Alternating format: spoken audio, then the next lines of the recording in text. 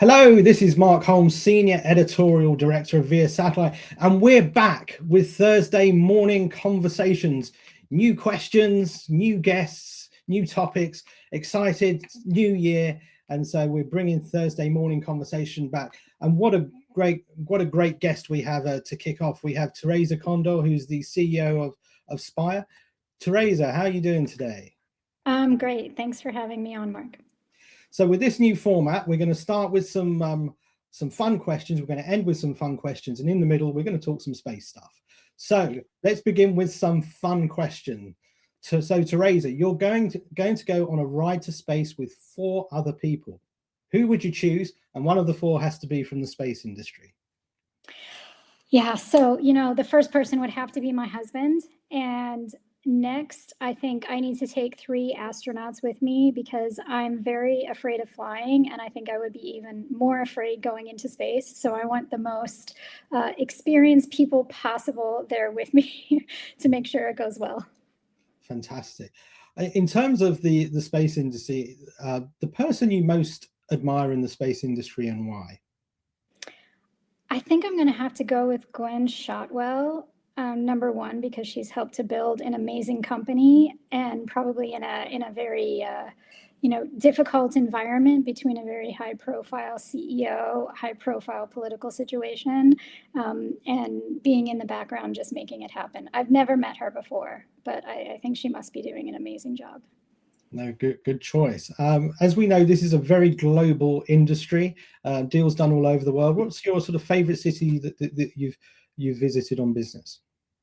My favorite city is going to be the one that I haven't been to before. I like going to new places, but if I have to pick one that I go to, I'm going to say Glasgow. It's a special place. Okay, and I'm just going to add on a little one that you haven't been to as well that you'd like to go to. Oh, you put me on the spot now that I haven't been to. I'm going to say Berlin because I've never been to Berlin, which is pretty pathetic considering I live in Germany. Oh, wow. I was on holiday there a few years ago. Absolutely amazing city. Interesting one, I think, this for you. One prediction of how AI will change our lives over the next 5 years. I'm going to focus on AI as it relates to weather forecasting because that's an area that we do at Spire. And I think it's going to make it so that you have more and more real-time updates coming from AI-based weather forecasting in the data sets that come, as well as forward-looking weather forecasting that is going to be accurate and predictable way longer into the future than we're used to right now. Okay, and the final of the initial set of questions, what would you say is your most treasured possession? It's going to be whatever is the current homemade present I have from my kids. It changes by the week. It's going to be whatever is the latest one that I've got. And if you don't mind me asking, what is the latest one right now? These little, I think in German they're called Perlen. These little plastic beads, and you put wax paper on it, and then you iron it, and it melts it into a little shape, like a star or a dog or something like that. And they give them to me to keep in my bag when I travel. So I've got something to remember them. So it always changes around, but that's the current one. Fantastic. Okay, let's get to the space part of the conversation. When sort of researching this, you've been now the CEO for just over a year, and right. I'm sort of curious. I mean, obviously you're one of the founders of Spire as well. What's been sort of the big change going into the CEO role, and what have been your sort of big learnings over the first year? Yeah, well, I have to say it's still going to be very different in terms of the feeling of stress level and responsibility going from number 2 to number 1. I think there's a bigger step change in that than I would have expected, because at the end of the day, everything is riding on you, and it's a much more in front position. Before I was a little bit more in the background, and now I'm the name and I'm the face, and I have to do media interviews like this, like I never used to have to do. But I think it's also exciting because I get to do things the way that I want. I get to bring in the team that I want. So when I started last year, I brought in a whole new executive team. And I think that's been amazing. They're people who have a lot of experience in large companies and at scale. And they're also individuals that have experience in smaller companies and how to drive growth. And so I think this is a fantastic combination for where we are today. And having my own team is pretty exciting. I'm going to ask you, was it always sort of part of the plan? I mean, obviously, we've known you for many years at Spire. You've been on our advisory board. We've also known Peter many years as well. Was it always part of the plan for you to become the CEO, or was it a bit of a surprise when it eventually happened? You know what, it's something that has been talked about for years and years, and to be frank, I always said, no, that's not me. Let me stay in the background. But at the end of the day, it ended up being the right kind of timing and really the right solution. I've been involved in the company for so long. Having a CEO transition, of course, you need a lot of continuity, both for external investors as well as for internal employees, and understanding of the strategy and everything that's happened before. So we did have a lot of preparation even before it was announced. And it ended up feeling like the right thing. Of course, Peter's still involved and is on our board, so it continues to be, good continuity, but also fresh change and focus too. And how do you like being the? I mean, you said you said there that you were very happy in the background, and all of a sudden you have to be like the face of the company, and much more upfront, having to talk to people like me a little bit more. How are you enjoying being sort of? How are you enjoying that sort of change from what it was like before? I'm trying to get used to it. I was tempted to go ask Peter if he could do this instead of me today. That would be cowardly. So here I am. No, fantastic. Let's talk a little bit about the business as well. I mean, I noticed last year you know what struck me last year was the breadth of deals that you did last year. I mean, you did some phenomenal deals across Europe, the US, and really, the deal flow was impressive. Did you sort of like meet your own sort of internal expectations in terms of what you thought you were able to achieve in the first year? I think our internal expectations are always going to be very high. So I don't think, I don't know if you ever meet them. If you do, you're probably not pushing hard enough. I would say I feel good about last year because it really was a big transition year for us. We divested our maritime business, which had been the very first one that we started at Spire back in 2012.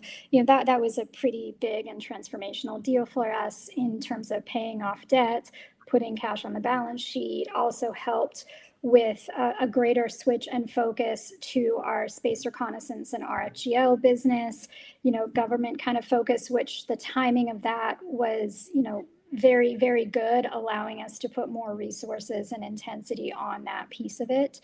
And I think, having a new team come in was very good. Now we're going into 2026. There's so much happening in the market, and this year for us is just all about growth. When you say so much happening in the market, well, I mean, obviously we know government is big. You spoke about that last year. We talk about it a lot. What's going to be big in terms of, for you this year, and how you're going to achieve that growth?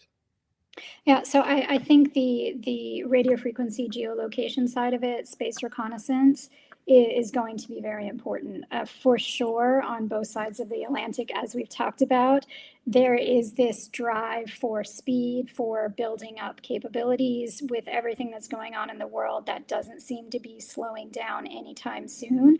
And Spire really is well positioned in Germany and Europe and the UK as well as the United States. So that RF piece, defense and intel side of what we're doing, is going to continue to be really important.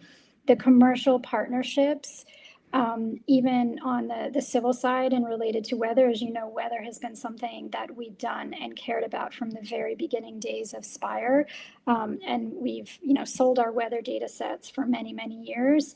And there is a renewed interest out on the civil side and on the defense side to look at how commercial partnerships can play a bigger part in, weather data sets and weather forecasting. And that's really just accelerated in the past year. So both of those things are going to continue to be important for Spire.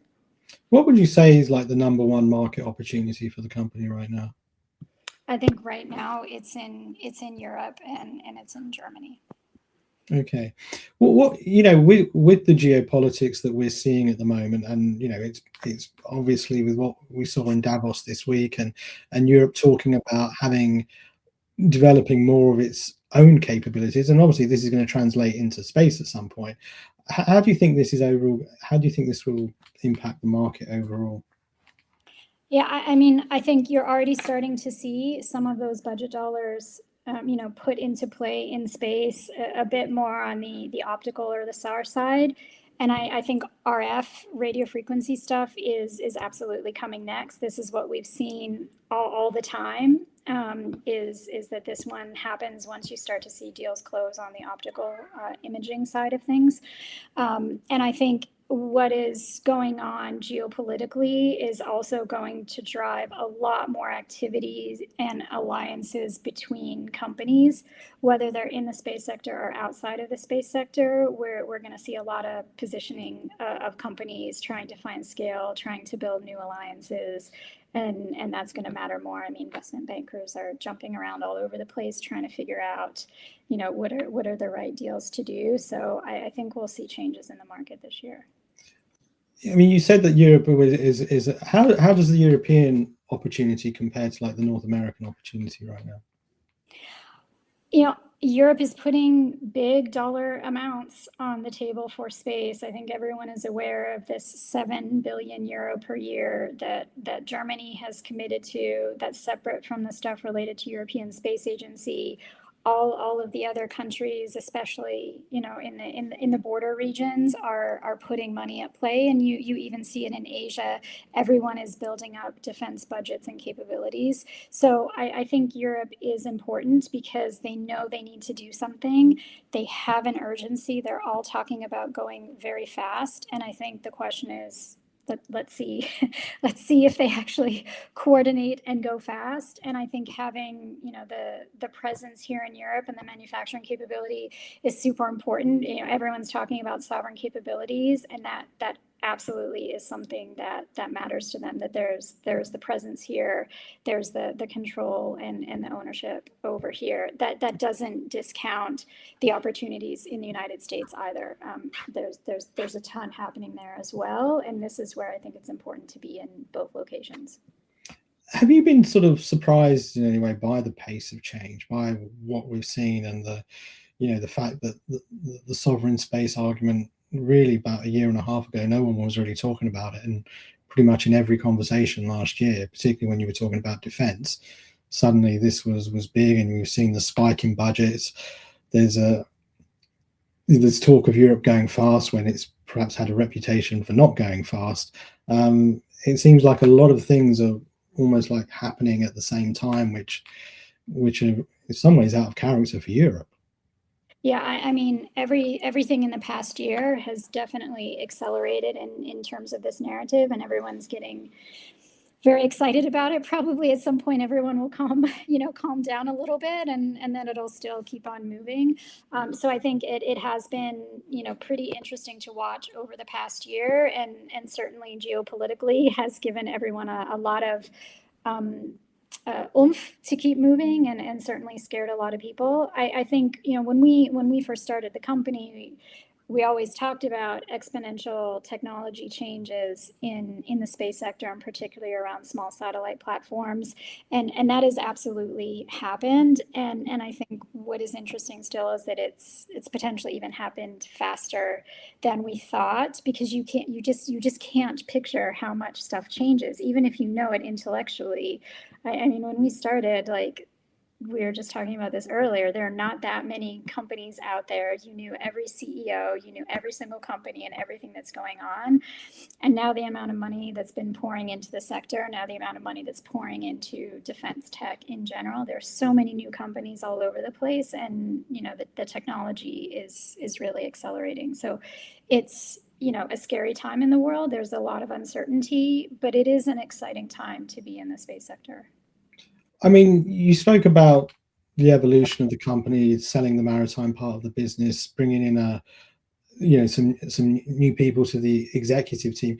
Is Spire a much different company now to what it was when you originally started it? You know what? Fundamentally, it's not. The strategy really has not changed. We're still focused on small satellites. We're focused on RF multi-use.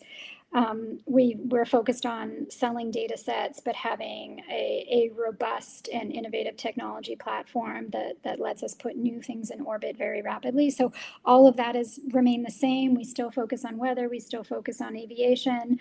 I think we've always had a focus on civil and military as well as commercial. I think we had a lot of commercial business with the maritime one. And again, it lets us just go a little bit deeper into the defense and intelligence side with the RF geolocation products that we have, and it requires a little bit greater setup and investment in things like cybersecurity and just the separate infrastructure that you need if you're really going to play in that space. And it gave us the opportunity to double down in that area. What's sort of the balance now between sort of like commercial and government and defense now? I mean, and how has it changed, and will it change? Yeah, I mean, we've generally been pretty close to half and half. I think in the shorter term, government is going to get bigger just because this is where the money is. And I'm talking both civil and defense government, because we still do a lot of civil government with our weather data sets. But I still believe that over time, we'll still get back to something that is closer to 50-50, because what we do on the aviation as well as the commercial weather forecasting side and all of the implications there around risk management with extreme weather events and all the different companies around the world that need to manage that, I think that's still a very important part of our business, and that part is really heavily commercial. And what do you expect the deal flow to be like this year? We spoke earlier about, there's some really impressive deals that you did last year in your first year. What's the second year going to be like?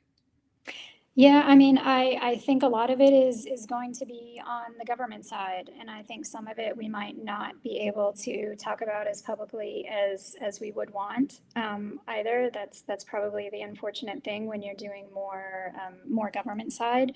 But I expect to see deals happening across every single one of our business areas. I really feel very good about the demand that is out there for satellite technologies as well as the data sets that we have. And we've got a fully deployed constellation. So there's a lot of desire for innovation and early stage R&D, but there's also a lot of desire for true operational capabilities that you can just hand someone over today, give them something that they need, and it works. And there's still not a lot of companies out there yet that have that. So an exciting year ahead, no doubt. I think so. So let's go to the second 5 questions now. That was fascinating. Thank you for the update, and congratulations on a great first year as well and stuff. So we're going to end on 5 more questions now. So at our satellite show, you have been volunteered to open a special karaoke evening. What song are you choosing to sing? You know what? There's no universe and I will ever sing for anyone but my kids at bedtime. But I went and asked my daughter what the song should be. And the one that she gave me is Try Everything from Shakira and the Zootopia movie. So that's my choice. Nice choice. Nice choice.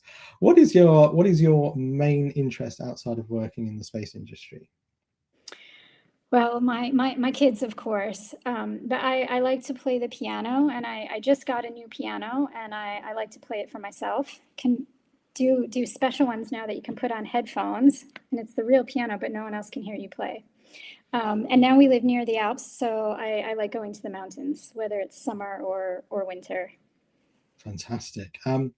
Another one for when you're traveling. Your favorite dish when traveling can be a starter, main, or a dessert. You ask me questions that I can't answer, because when I travel, then I end up just skipping meals half the time. So what I always do when I travel is I have like an oat bar. In Scotland they call them flapjacks, but I try and find the ones without sugar that I always have at least one in my bag. So when I have to skip meals, then I don't pass out. The fact that we've mentioned the word flapjack on the Thursday morning conversation makes me feel good. It's a word that needs to be used more. But, one thing, another sort of industry related question, we talked about the future and AI, but one thing that has maybe surprised you in the industry over the last decade? That has made me surprised. Yeah, I mean, I think it's this, we talked about just the pace of technology innovation, and we knew it, we talked about it. This is what we told VCs back in the day when we were raising money, but to actually see it happen and realize that it feels like it's happening even faster than you could realize, because we just cannot picture what exponential change is like. I don't think I have anything more than that. It's just a lot. No, it really is. I agree with you 100%, having covered it in that time as well. And one final question, and again, going back to the spirit of the early TMCs, either a movie, TV, box set, drama, or a book recommendation. Yeah, I don't watch movies or TV. I like reading a lot. So I'm going to give one that probably not many people have heard of. I like reading spy novels instead of watching movies, as a kind of like mindless relaxation. So there's an author I like called Helen McGuinness. She's a Scottish author. She spent a lot of time in America as well, and she wrote spy novels from the 50s and 60s. So they're Cold War. They're dated for sure when you read them. They take place all over Europe, but I think the writing is really excellent, and they're fun escapist stories. So Helen McGuinness. Excellent. Well, that's one thing. I love spy novels as well. So that's something I didn't necessarily expect to have in common. And I've learned today that next time we see you at a satellite show, we can talk spy novels. Theresa, thank you it's always an absolute pleasure to talk to you. And we've been covering Spire for years. It's a great company, and it's great to see it progress. Great to see you in the CEO position, enjoying it and doing such a wonderful job. Thank you for your time today, and we wish you and all of your team the best for 2026. Yeah, and thank you so much, Mark. It was great that I could be on.